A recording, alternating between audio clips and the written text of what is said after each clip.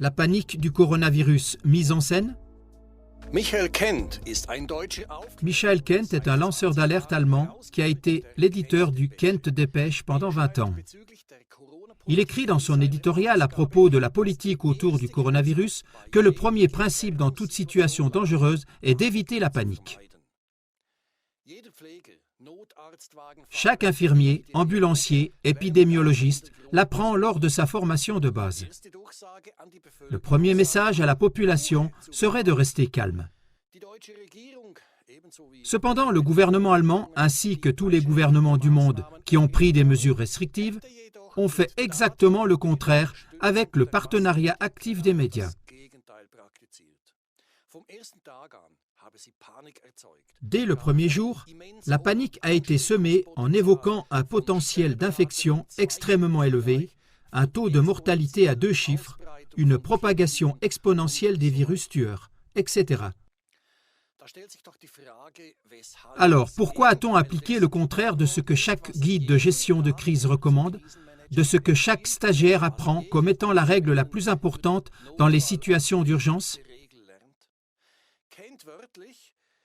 Kent a littéralement dit « Si la ligne directrice fondamentale est non seulement violée, mais inversée, les erreurs, la stupidité, la surprise, le court-circuitage, etc.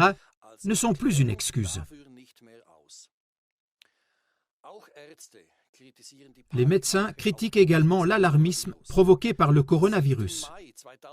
L'association Ärzte für Aufklärung a tenu sa conférence de presse le 7 mai 2020.